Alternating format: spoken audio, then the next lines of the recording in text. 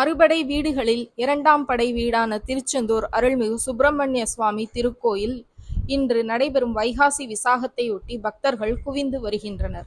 திருச்செந்தூர் அருள்மிகு சுப்பிரமணிய சுவாமி கோவிலில் பிரசித்தி பெற்ற விசாக திருவிழா வசந்த திருவிழாவாக கடந்த மே 31 தொடங்கியது.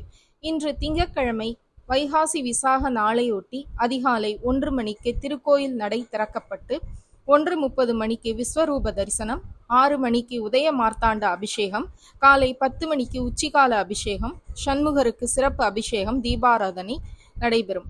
தொடர்ந்து சுவாமி ஜெயந்திநாதர் கோவிலில் இருந்து எழுந்தருளி சண்முக விலாச மண்டபம் சேர்கிறார். அங்கு மாலையில் சுவாமிக்கு சிறப்பு அபிஷேக அலங்கார தீபாராதனை நடைபெற்றதும் சுவாமி சண்முக விலாச மண்டபத்தை 11 முறை சுற்றி வருகிறார். விழாவின் முக்கிய நிகழ்வான முனிக்குமாரர்களுக்கு சாப விமோசனம் அளிக்கும் வைபவம் நடைபெறுகிறது.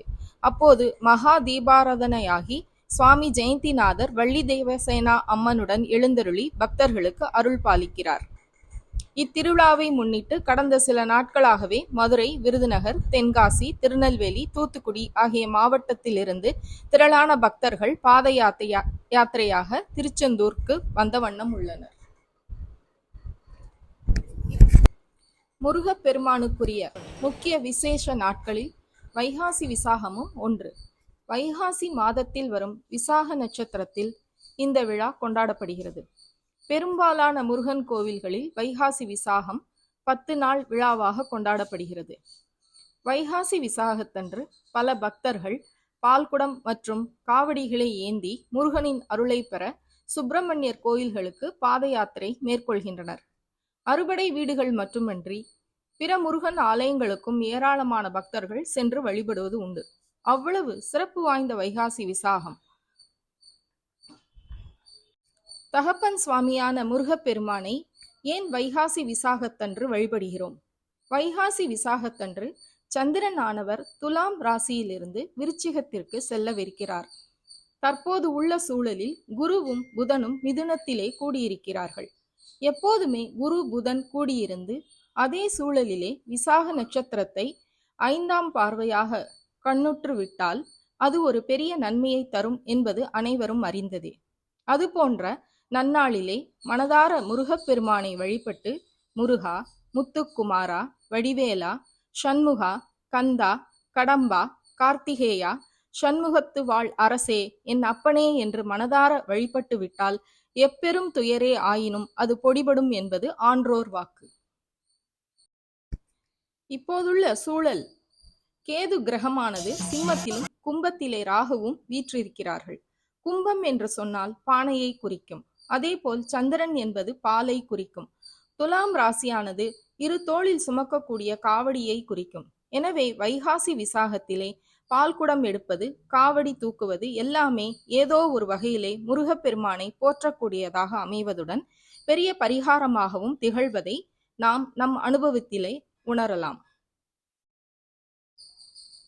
முருகப்பெருமான் அவதரிக்கும் வைகாசி விசாக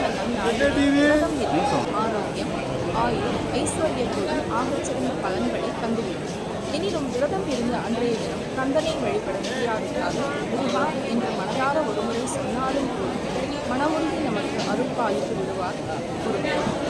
மேலும் வைகாசி விசாகத்தில் அறிந்தோ அறியாமலோ சிவாயன் சிவாயன் என்று நமச்சிவாய மந்திரத்தை நாவிலே ஏற்றி இறைவனின் கருத்தை பற்றி கொண்டால் சங்கரன் நம் சங்கடங்களை தீர்த்து விடுவார்.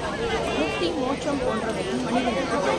அதே போன்று வைகாசி விசாகத்தில் நமச்சிவாய மந்திரத்தை ஜெபித்துவிட்டால் கட்டாயம் பொருளாதாரத்தில் பெரும் மேன்மைகள், வாழ்வில் மேன்மைகள்.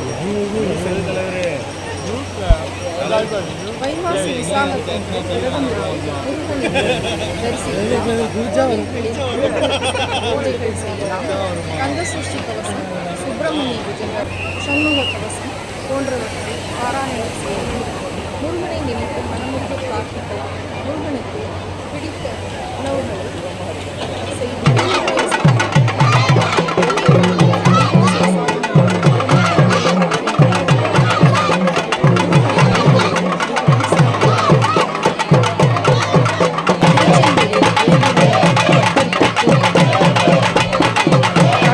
கடல் அலையா என்பது பக்தர்கள்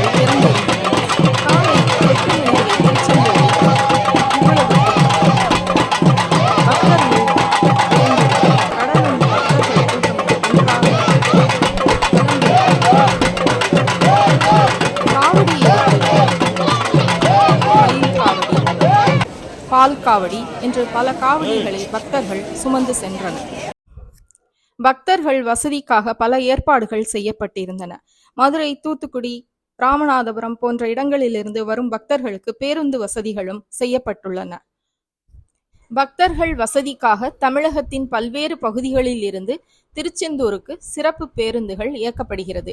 கோவில் வளாகம் மற்றும் கடற்கரையில் காவல் உதவி மையம், கடற்கரையில் கண்காணிப்பு கோபுரங்கள் மற்றும் கண்காணிப்பு கேமரா உதவியுடன் பாதுகாப்பு பணியில் காவல்துறையினர் ஈடுபட்டுள்ளனர். விழாவிற்கான ஏற்பாடுகளை தக்கார் அருள்முருகன், இணை ஆணையர் ஞானசேகரன் மற்றும் கோவில் பணியாளர்கள் செய்துள்ளனர்.